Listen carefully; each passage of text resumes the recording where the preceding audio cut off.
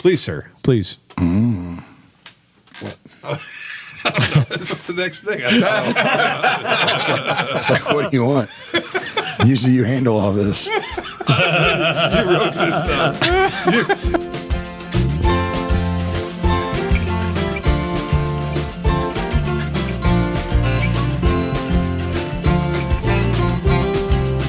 Hello, and welcome everyone to episode 261 of The Mashup, the best bourbon conversation you are going to hear all week long. We're your hosts, Stephen, Anthony, and Ben and Kenny. What's going on?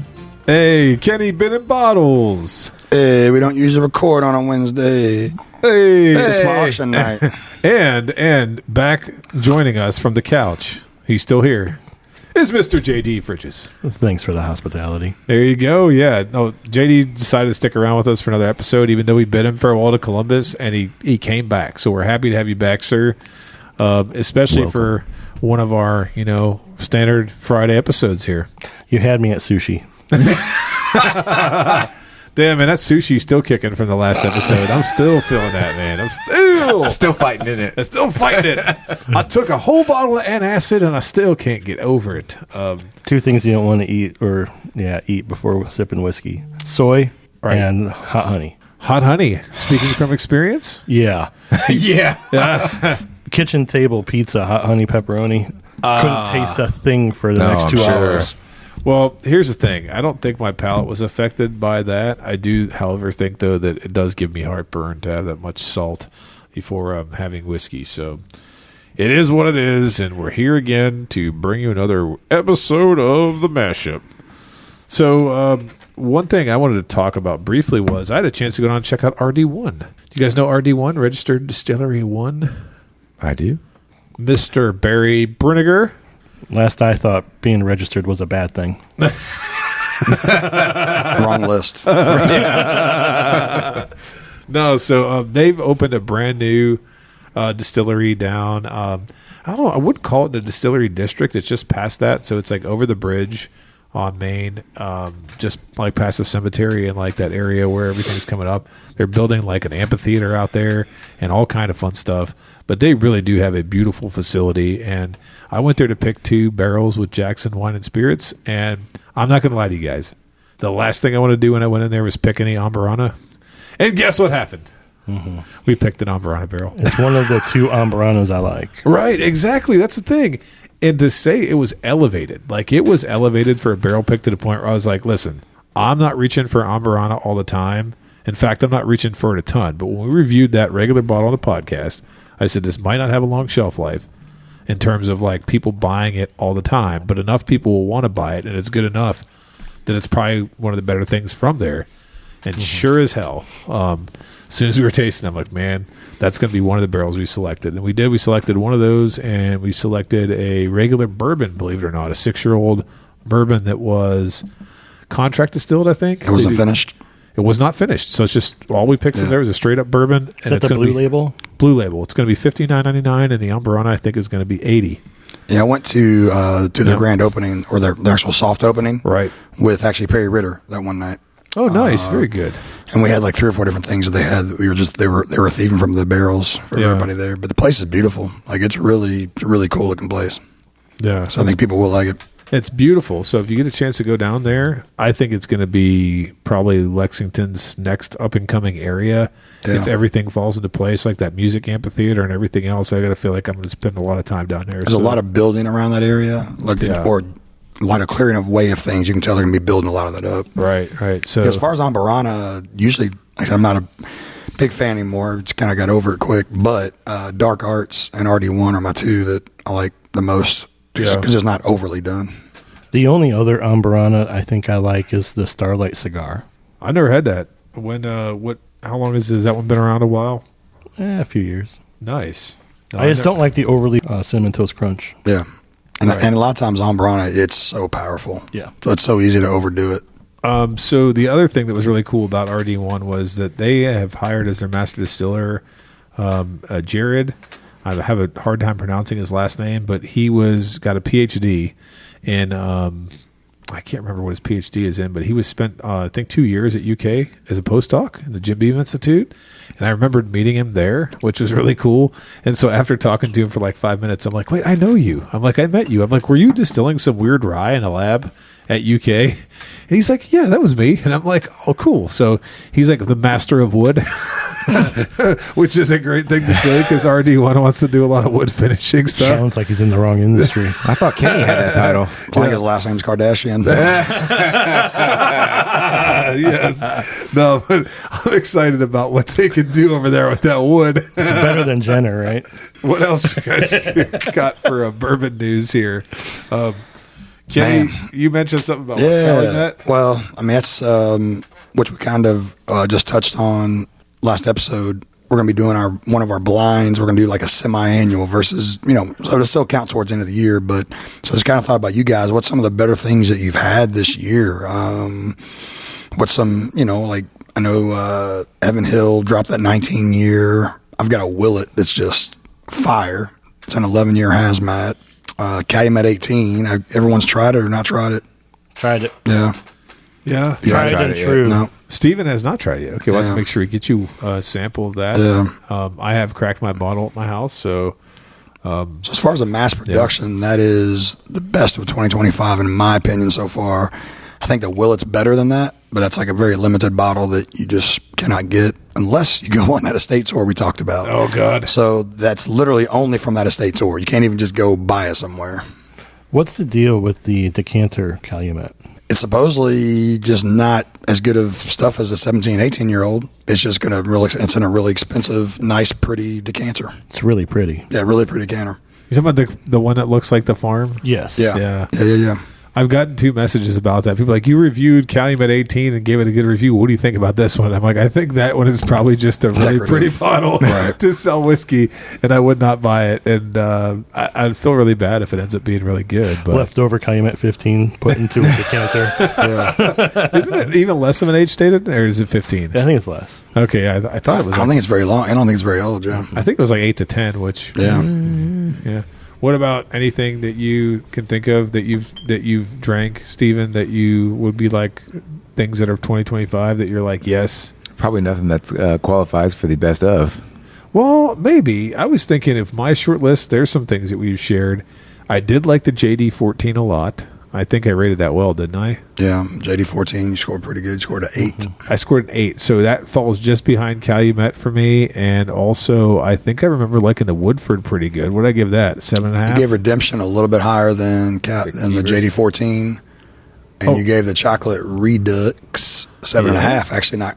That was a little bit lower than the JD 14. Okay, so yeah, those are my best that I've tried, barring single barrels and things like that. So I guess the Redemption 18 is probably one of the better ones I've had. Yeah, that was good. The Remus 9-year finished in Seguin Moreau barrels is really good.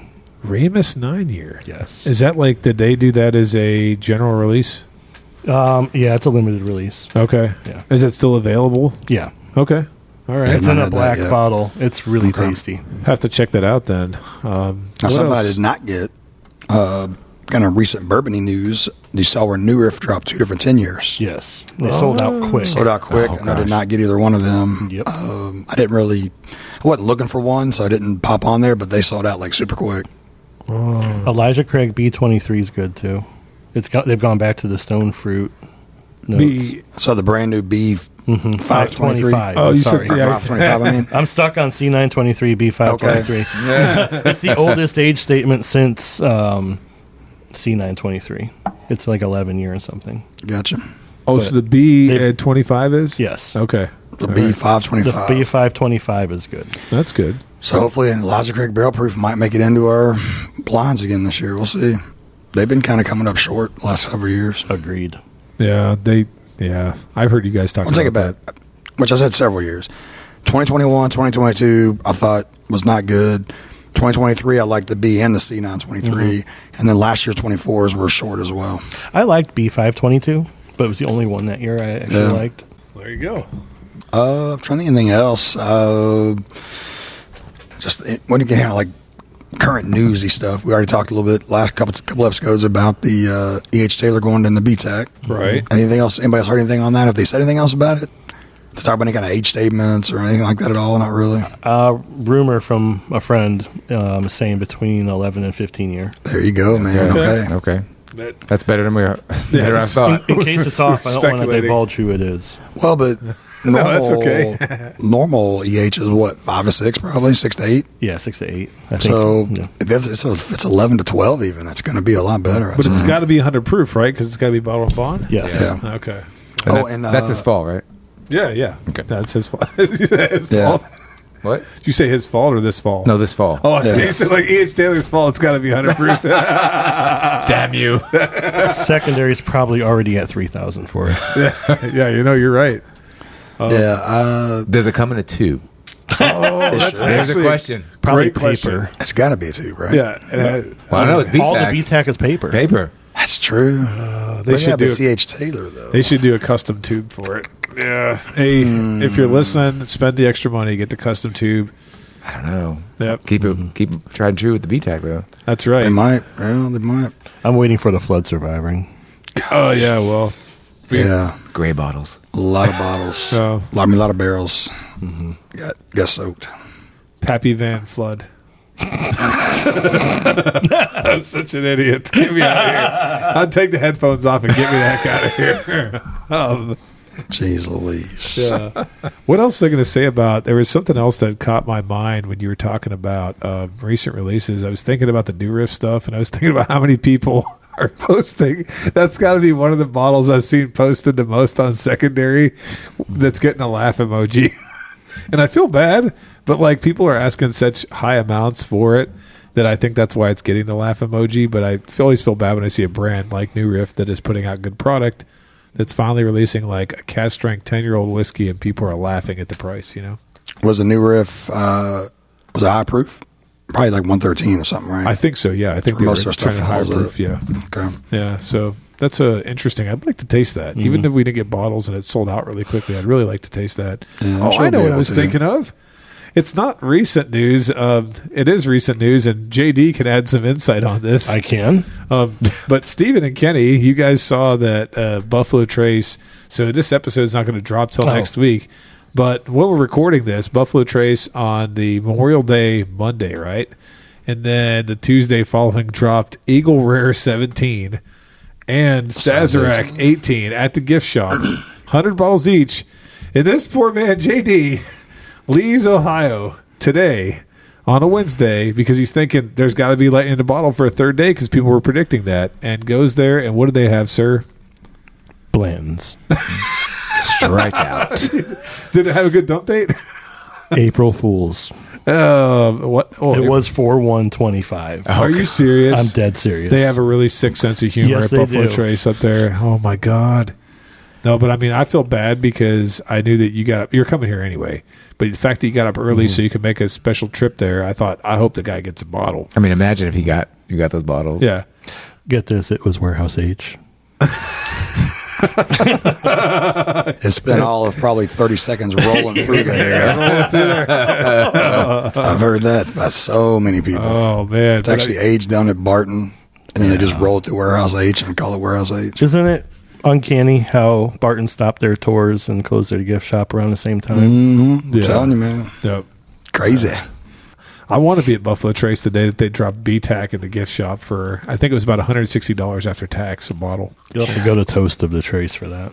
Ah, there you go. Yeah, and it's, trying to think, secondary on those have been what, 900, 1100, somewhere through there. For what, Eagle? Size 18. Size No, 18, I think. that's like 1,400. I was Is going it to say that now? they're 1,000 on the low end of 14. They're the Okay. lowest yield of the bunch. Okay. Yeah. Eagle Rare 17, That's 1,200, 1,100. 1200, yeah. Yeah, you remember that drama I sent you there? I love talking a little bit about local bourbon drama. Oh, gosh. But You do for some reason. in one of the pages, this guy had just got his bottle, and he obviously never got a bottle that big in his life. So he posts it for, I think, 1,200. Come on. Yeah, he posts the Eagle Rare 17 for 1,200, and someone offers. They start lowballing him, and then someone comes in and says $1,000 cash, meet today or whatever. Take it. And he said, deal. And like put the shake hand emoji, everything like that. Then Later on, same guy posts, never do business with this guy. He backed out on me like we were driving to meet or whatever, and he said, no, I got a better offer. I'm done. Can't do backdoor. It was so funny, and I felt bad for the guy who made the deal because $1,000 is a good. That's a good deal. It's a good deal. But the guy who had the bottle obviously is not part of the bourbon community, has no etiquette, just was like, screw you, I got someone offered me $1,100 and $1,200 and backed out on it. That's what I hate about those groups, you know, because people get greedy. Right. And, I mean, $1,000 for a $150 bottle is more than fair. Right. No, I agree. But the funniest thing is then people were attacking the guy who got stiffed and calling him. They're like, as many bad deals as you've made. But the reason was, but the guy that made that offer, he was also supposedly done people wrong as well. So it turned into like a really big, fest back and forth of people calling each other names. And it was a while before the admin shut it down. That's always the best. That's always the best reading material. Yeah. All right, kids, calm down. I love reading those threads. Yeah. It's great. I do want to say, we touched on it briefly. We should have Patreon and possibly like Discord up and going pretty soon, website potentially. So we'll have a little bit better way to communicate, talk to you guys, have some group chats, chat rooms, things of that nature. So I would like to hear, so right now, I guess you can just, send us a message on Instagram. But what's some of the favorite things that you've had this year?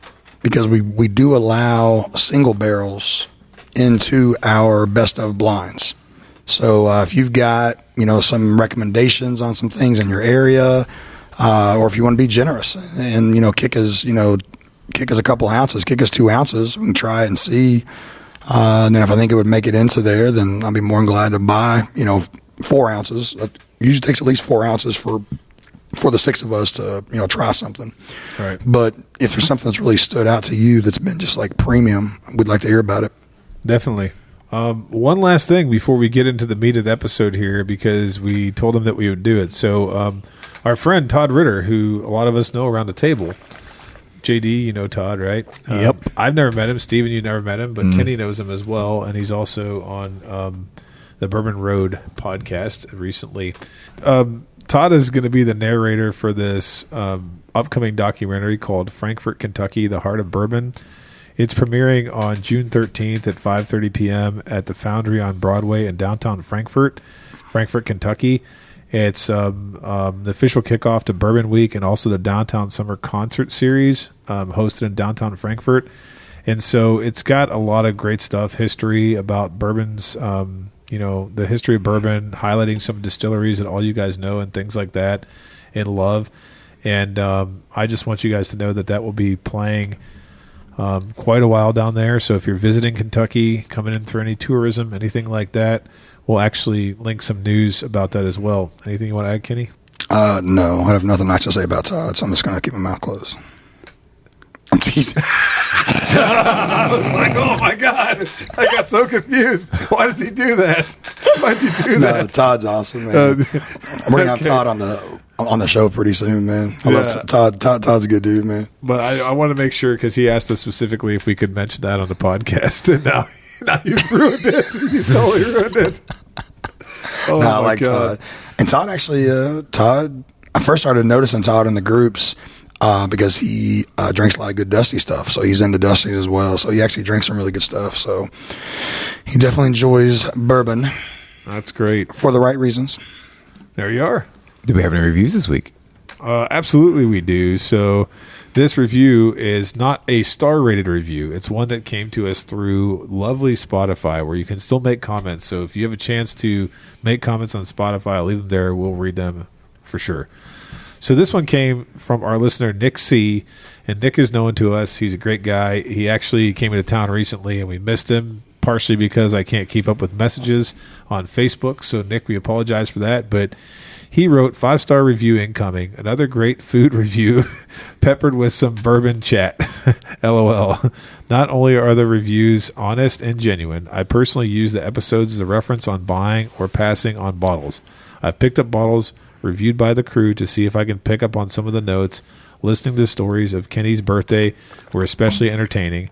It's like hanging with friends and enjoying a sip. Happy birthday, Kenny. Keep up the great content and hope to hang soon. And so he left that about 20 days ago, which coincides with when you had your birthday. But we go in order for which the reviews were received. And so, Nick, thank you, brother. We appreciate you. So sorry that I suck at messaging and we missed you when you. Yeah, just message me personally next time. Yeah, message Kenny personally or message me on my personal account because Instagram stuff and Facebook stuff gets jumbled sometimes with all the messages that we receive on there. So we definitely want to see you soon and hope we get to hang with you soon. I think in my review, I compared Kenny to Kenny Powers. I think you did. Yes, you did, and that was a good comparison. We appreciate that. It seems like forever ago, but that was a great review. He used to have a mullet. He did. Awesome. And if you'd like a shout out, just leave us a review on Apple Podcasts, Spotify, Amazon. Next time I record, we'll give you a shout out. Boys, for this week, we have a new bottle. Very interesting. We have a bottle of Law's Whiskey House Barrel Select, and this one is a rye pick. Yes, this was selected by the Hooch Barrel Club. Is hooch another word for booze? Because I don't know if I've ever heard of any. Yeah, made in a toilet. Yeah, tub, you know. Hooch. No, I'm just kidding. I'm having a good time. So, yeah. Throw a little vodka, throw a little Kool-Aid, make a little hooch. Yeah, perfect. So, as Stephen mentioned, this comes to us from the Law's Whiskey House in Denver, Colorado. The bottle date is 2025. The ABV is 74.2. Proof is 148.4. The age is 10 and a half years. The mash bill is 100% rye, which is not just rye in and of itself. It's 50% of the regular rye and 50% of the malted rye. So ASMR. What's that? ASMR. Oh, yeah, there you go. I'm hearing that in the background. Thanks a lot, JD. Thank you. Yeah, of the you many gave him a new word to know. contributions that you've made to the podcast. I had to fit in the Tyler mouth pops. There you go. Perfect. That sounded great. So the MSRP on this bottle was $140 plus shipping. But their MSRP on a standard is $89.99, and this one was their first hazmat release, which is why it was a lower yield priced bottle. Yeah. So here we go. Bottle design, ladies and gentlemen. Man, this is dark. I don't know who the ladies are. I thought it was a delicious town branch for a minute. No, that's what I said. There you go. Yeah, it reminds me like a Woodinville or a town branch or something. It stands out on the shelf. Yeah. At least a Woodinville stands out. That's true. And it's a rye with that slight greenish tint. So it's a black on slight green. I don't know if that would be a pea green or a baby poop green. I'm not sure what's that green? Is that an official Crayola color? Baby poop. Baby poop. Baby poop green. Baby what green? Baby poop. Jeez. But sounds it's a cool looking bottle to stand out. But it's like a town branch. Yeah, same thing. Hefty. But I definitely like the color scheme of the sticker. It is, but for a colorblind man like myself, it's... I'm sorry. Kenny, I really like the color scheme of it. That's right. I forget he's colorblind. For some reason, I always forget he's colorblind. I do too. It kind of all looks similar to me. No. I think which I guess is because how he dresses, Yeah. Like Monty dresses him really good, and he's always matching, so... Yeah, it takes me a long time to get dressed in the morning. I get dressed in the dark. There you go. See? Do you wear your sunglasses at night as well? Yes. Ah, there you go. Speaking of music, didn't Rick Derringer just pass away? Yes, I heard that. Hang on, Sloopy. Hang on, Sloopy, and also for the wrestling fans out there, the person who wrote and composed the Hulk Hogan theme song, I Am a Real American. Really? Yeah, there you go. Yes, so Rick Derringer, yeah. Metallica just performed Hang On Sloopy at Sonic Fest. They Sonic did? Temple. Oh, that's nice, man. You had a good experience here, huh? It was fun. Yeah, that's awesome. Columbus had a rockin' fest, and JD was front and center. Alice in Chains backed out, but they filled it with Beartooth. Oh, why did they back out? Did they give any explanation? Yeah, they canceled the entire tour. Their drummer got hurt. Oh, Sean Kinney, right? Mm-hmm. Yeah, I heard that. Yeah, man, I hope he heals up. Incubus backed out on Saturday, too. Are you serious? Yes, band got sick. Wow. So they moved I Prevail into their slot. Gas station sushi again. Yeah. Yep, there you go. That's how it happens. Got to go to Kroger for it. Yep. So you guys mentioned a lot of nice things about the bottle. The only criticism I can have of it is just says laws really big everywhere. Yeah. And I'm like, laws. It just kind of reminds me of the law. And not that I have anything wrong with the law. What are you hiding, Anthony? I don't know, Breaking the law. There you go, breaking the law. I mean, it's very simple design. Yeah, Very simple. It is. It's elegant. It's elegance. Law's Whiskey House is on the glass. It's raised. So that is there. I wish I knew they were out in Denver when I was out there. I would have stopped by. That's right. You were there in the neck of the woods for a while. Isn't Stranahan's there too? Yeah, I think so. I think Stranahan's is in Denver, isn't it? Out that way, at least. That's definitely in Colorado. So is Distillery 291. 291. But Deer Hammer. What's that? Deer Hammer. Deer Hammer? Is that their whiskey? Yeah, well, it's a company out there too. Oh, I Another didn't know that. Oh, no way. I never heard of them. That's good. Colorado is really coming up in the whiskey scene out there. So, yeah, please. Please, sir. Please. What? What's the next thing? It's like, what do you want? Usually you handle all this. You wrote this stuff. This is yours. I didn't know what to do with it. I can read it. I was like, what are you talking about, dog? I was trying to get you to take off on this. I will. That's fine. Yeah, if you want to. Yeah, so I got this bottle from Corey, local guy Corey. Him and a couple guys do the Hooch Barrel Club.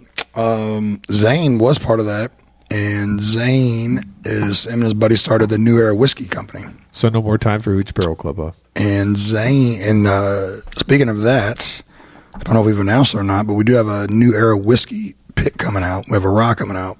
So that will be coming out soon. Surprise! Kaboom boom. Surprise. I'll let y'all try it before the show. So That's my favorite thing. Yeah, Kenny's just like, here, try this. It's going to be our pick. now first I said try, see how you liked it or not. Yeah. Did like it? I'm like, good. It's our pick coming out. But now, so I got this from Corey. They got a bunch of samples sent to them. So in front of us, we do have another rye that they did not pick. And then we have a 4 grain, and we have this particular rye. But this is a 10.5-year-old, which is very old for them, and it's hazmat, their first hazmat. But Law's Whiskey, it was founded in 2011, according to most websites. It's a great year. Or 2009, according to Minnick's website, but every other website says 2011, by Al and Marianne Laws. Actually, it was July 4th, 2011. That's when they filled their first barrel. Yeah. Nice. So, yeah, according to most websites, they were founded in 2011, filled their first barrel July 4th, 2011. Now, they, unlike most places, they did not release any bottles of whiskey until their own stuff had aged. So they didn't release any bottle anything until October of 2014. Wow. So they didn't fill in with, sourced stuff like most places do. Right. Did they release any vodka or gin? Nothing Nothing? until 2014. No vodka from Russia? Yeah. My cousin vodka from Russia. But like a lot of distilleries, they'll at least, because you got to try to make some money while you're waiting, So they didn't know. They just waited till their own stuff was ready. And they have a big talk about, and this kind of makes me nervous of trying this, but on their website, a big talk about their grain forward style whiskeys. Ooh. And that scares me because usually grain forward to me is like young or not matured or just not good. So it makes me nervous. To me, it's off-putting. Huh? Grain forward? Yes. Yes. I agree. So I was acting like I didn't agree, but I agree. So when I hear that term, grain forward, it makes me nervous. Haven't had any of this, so I will keep an open mind about it. But that's what they talk about on their website. And they said they're made with the highest quality corn, heirloom wheat. Isn't every bourbon high quality. highest quality? I think a lot of places quality use is that. too low. Use cheap corn, right? Yeah. I think it's the There's canned one corn, for the right? sweetness. Yeah. Cattle corn. There's one for sweetness. It's cream corn. Yeah. So yeah. Sorry, Kenny. We're sorry we interrupted. you're good. Please, sir. They also use this stuff called wheat. Have you heard of wheat, Anthony? Is that like rye? And they have this stuff called barley. Oh, the bread. I'm not sure what thing, barley's right? made for. Beer? I think I had that, one time in that. Barley's. And they have this stuff called rye. Have you heard of rye, Anthony? Great toast. Is that a grain? I don't know, man. You have to tell me. I'm kind of new to all this. Okay. You can leave me alone now. What do Yeah, they leave do it with all that? I think they put it in a bathtub and they soak in it. You don't plant it? No, but their rye, though, I mean, they're really proud of their grains. But their rye is grown by 2 different Colorado family farms. All right, and they talk about only using heirloom and heritage grains that mass production agriculture doesn't want to mess with. So they're supposed to be just like, they really are about, a heavier grain, a more robust grain. So I guess maybe a lot of flavors. Well, I like heirloom tomatoes, so I'm excited to taste this. It's about the only thing heirloom I know. All right. Yeah. Family heirlooms. The grains. That too. That's a family grains. My heirlooms in the past. I know that. Yes, it is a very long time ago area in a galaxy far, far away. We have heirloom peonies, flowers. They've gone from family member to family member. Oh, very good. That's cool. In your possession with you right now? They will be once my dad moves to Hawaii. Okay, there you go. Wow. Whoa. How about that? Hawaii. So, Is that breaking news? I guess breaking news, my dad's moving. He's retiring. You'll eat a lot of spam in Hawaii. Spam and pineapple. Spams and pineapples. There you go. I don't know about that because my brother's wife is Filipino, so he'll probably have a lot of lumpia and beef bulgogi and some chicken great- adobo and all that kind of great stuff. food. That's Which good stuff he doesn't like. He's very plain. Oh, really? Yeah. Damn. Cheese pizza, cheeseburger, cheese only. He's like baked potato and steak. Speaking of cheeseburger, Uh-oh, here we go. You set him off now. Anthony and I had a text the other day. I don't trust people that order hamburgers. Do you order hamburgers? What do you mean order hamburgers? Well, I order cheeseburgers. That's not a hamburger. Thank you. Yeah. Exactly. Okay. Yeah, hamburger. I mean, who in the world eats a hamburger compared to a cheeseburger? If you eat a hamburger, that's like you're not liking a dog or something. I just don't trust you. Like you're not trustworthy. So the only person in my Cheese family... with extra cheese, like cheeseburger, extra cheese. Wait. You don't bring your own cheese? Well, I do that at restaurants. Do you bring your own tortillas to hibachi? I've not done that. No. You put them on the griddle in front of you? Oh, look at that. Here we go. I'll slide a steak on there. You have this bag, just put some on the hibachi grill, bring your own spatula. When they warmed it up. Is that corn?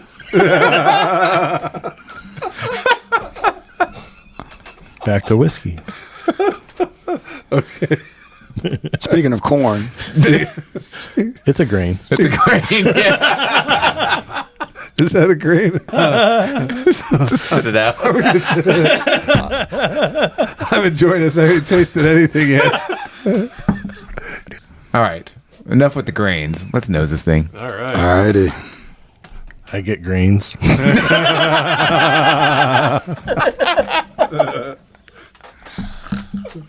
How dare you?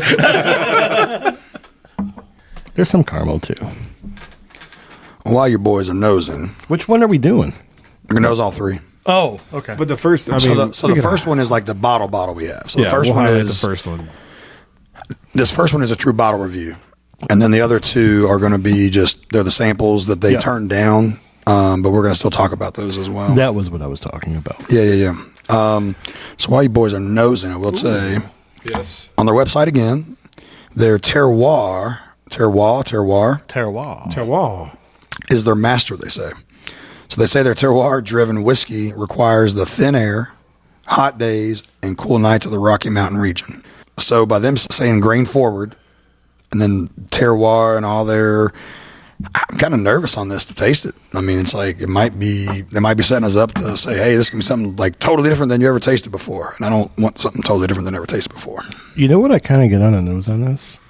That steam that you do when you sit in the steamer, eucalyptus. Oh, eucalypt. Yeah, There you go. I get some eucalyptus on There you this. go.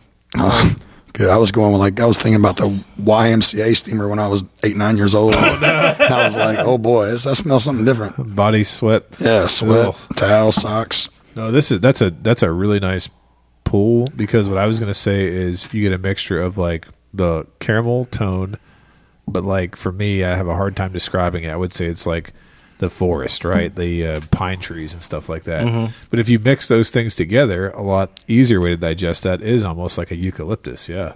I mean, 148 proofer, dog. It doesn't have the ethanol popping It out. doesn't Not at sting all. the nostrils. Yeah, for 148. It does not at No, I all. wasn't even thinking it was that hot. At all. So that's so far so good. There's a I would little say. mintiness to it. Yeah, but I mean, you'd expect it to be being 100% rye. You know, with the even though that's kind of a weird dynamic of 50% malted. The only other 100% rye I think I've had is the Cream of Kentucky, Jim Rutledge. oh You've had New Riff Rye, right? No. You're not New Riff Ryes? That's some of the best stuff they make. I'm going to have to get into that. Yeah. the New Riff malted rye high note from last year, which I'm still chasing, which somebody had a half open bottle in Louisville that got binned before I could see it. Yeah.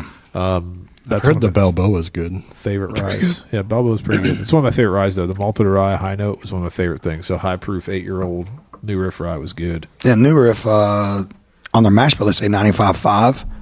So I thought forever it was a traditional like MGP. It's 95 regular, 5% malted. So it's still 100% rye. I didn't know that for like years. Right on.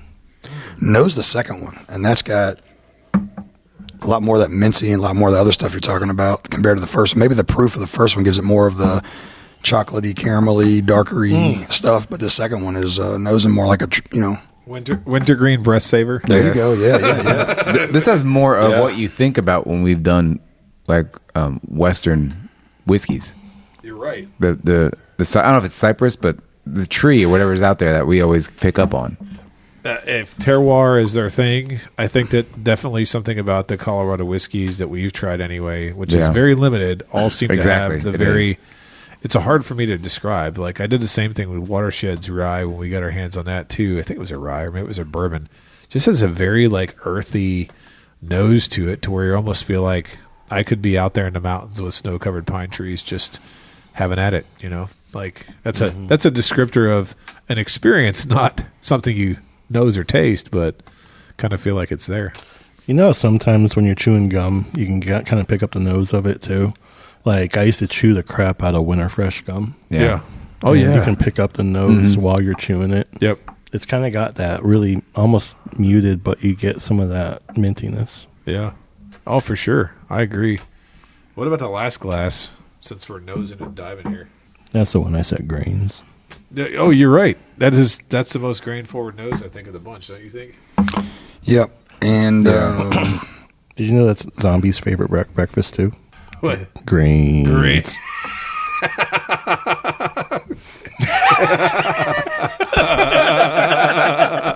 I love the long stare.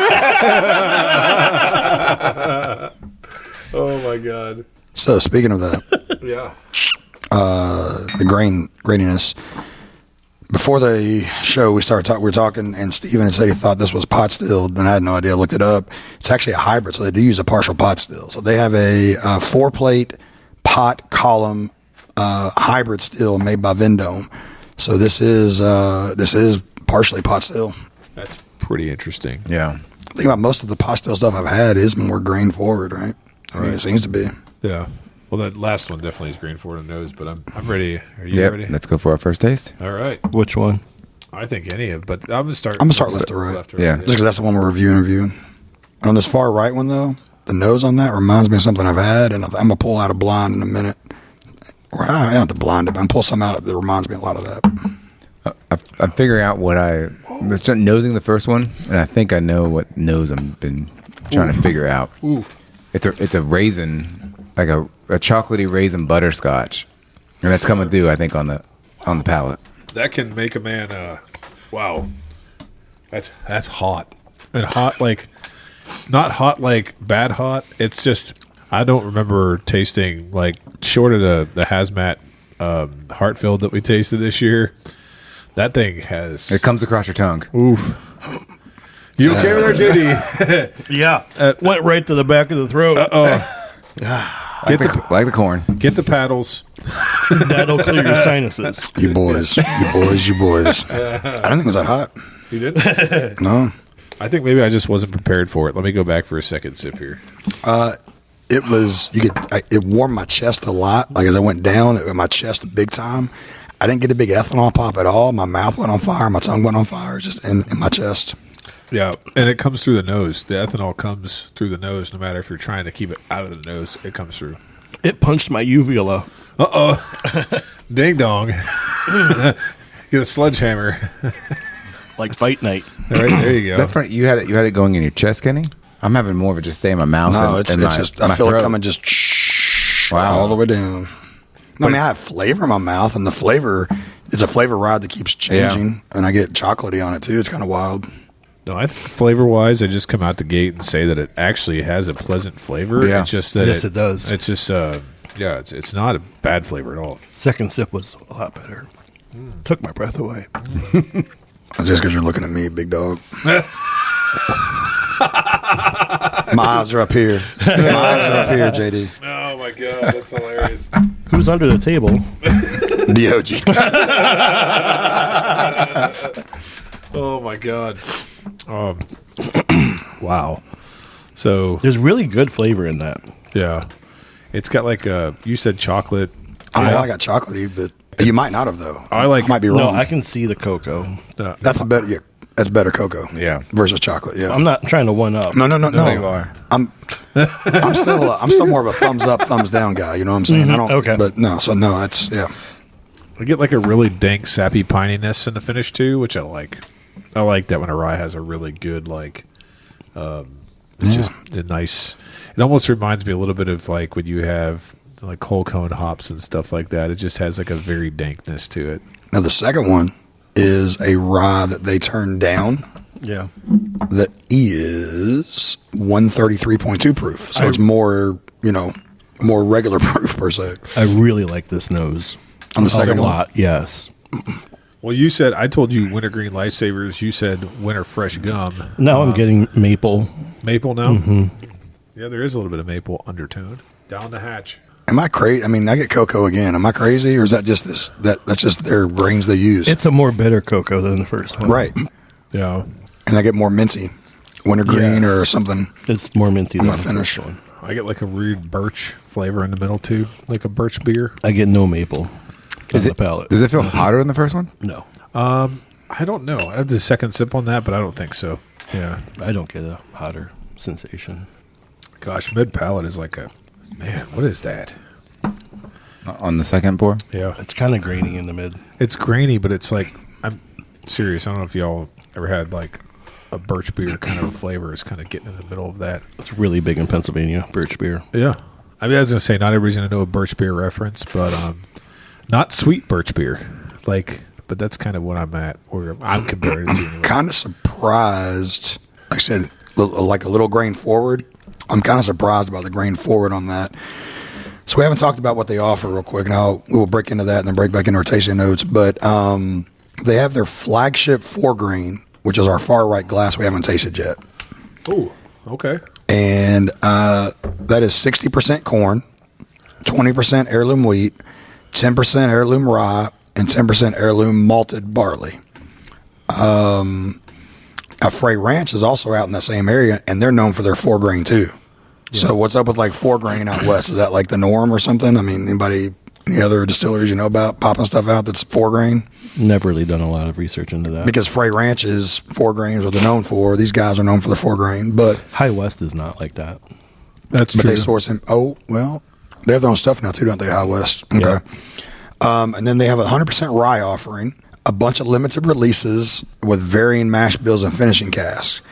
Now the 4 grain comes regular as a 95 proofer that's 3+ years old, and then they have a 7-year bottled and bond 100 proof of that 4 grain, and then their single barrel cask as what we're tasting, what we'll have on the far right glass, and then the ryes are a 95 proof that's 4 years old, 4+.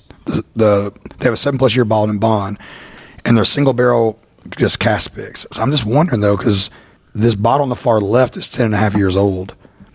I'm wondering at the age of the one they passed on, there's no age on it because it's so grain forward.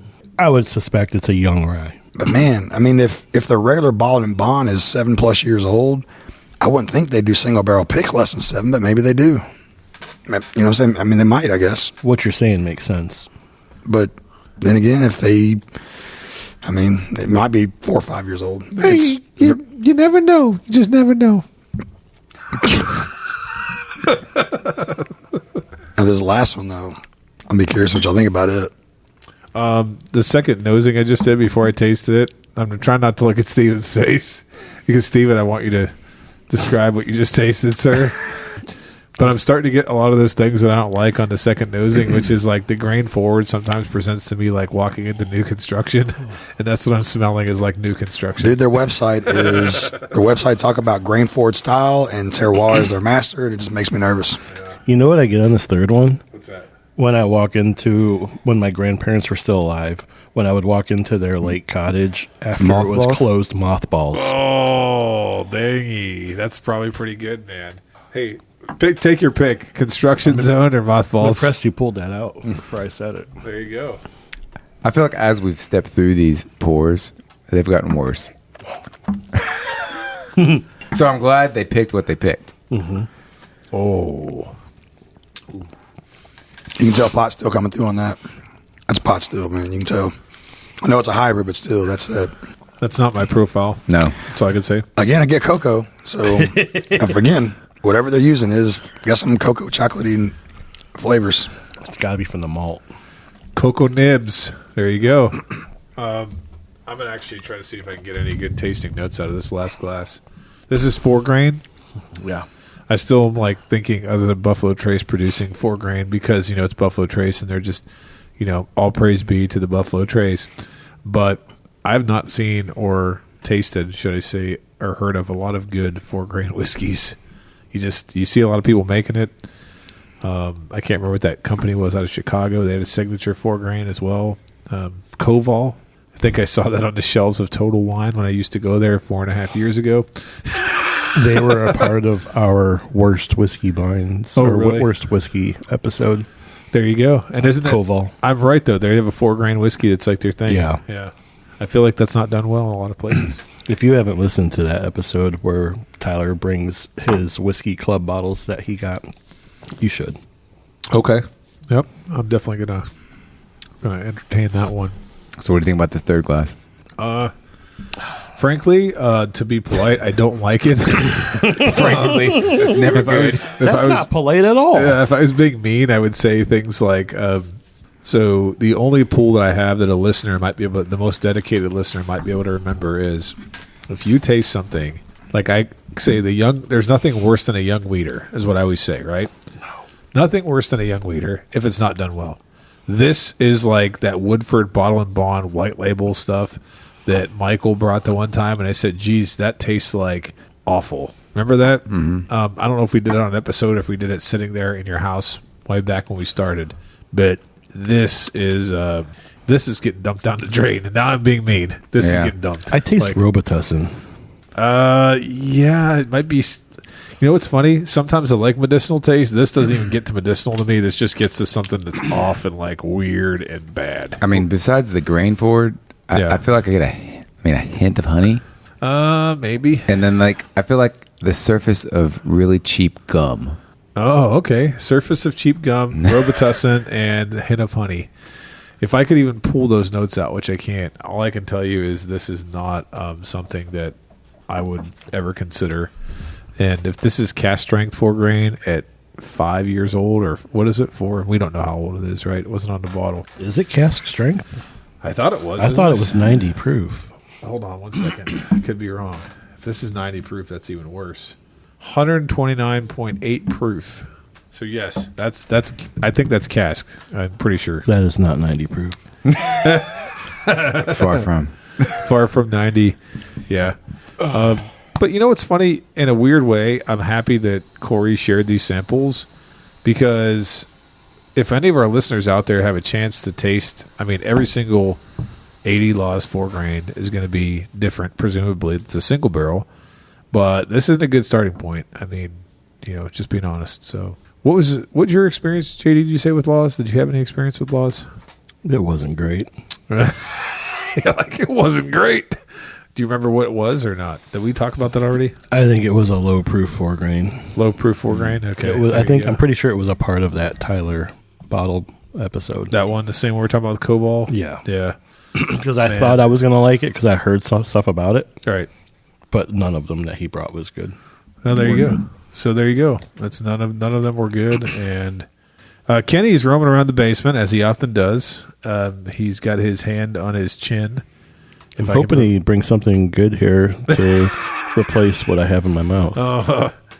Would you say that across the entire flight? No, we got to save that. We got to save past try by here for a second. But early predictors. Are you leaning one way or the other, sir? I enjoyed one of them. Yeah, I would say the same. And now I'm trying to stop myself from pouring two of them together and just seeing if it makes one of them better. You ever done that? Yeah, that's the mash and drum. Mash and Drum does that. He does. Yeah. That's what I thought. I was going to say. I know I've seen that somewhere, but I do that often too. Where I'm sitting there and I'm It like, could be a Dr. Anthony thing too. Doctor Anthony. All right. Yeah. Am I got a clean glass? Yes, we all have one clean glass. All you need is a small nip of this too. When I tasted the third one, All right. it reminded me of this a little bit. Now that I tasted this, I think this tastes a little bit better than the third one, but it still is in that same realm to me. Uh-oh. So I'm not saying I poured you something great by any means at all. I'm just wanting. It's got the same signature. I think it's pretty close. Lower proof, but it's got the same signature. Oh, it's a signature of something I don't like. Herbie Hancock. Rocket. Jeez. John Hancock. Everybody knows it's Herbie. Herbie and John. I was in Liquor Barn before coming over here. Oh, you were? I stared at the Club Blue Oh, you did? Did you think about buying it? for a second, Oh, well, that's good. just to support the alumni, the boosters. The boosters, yeah.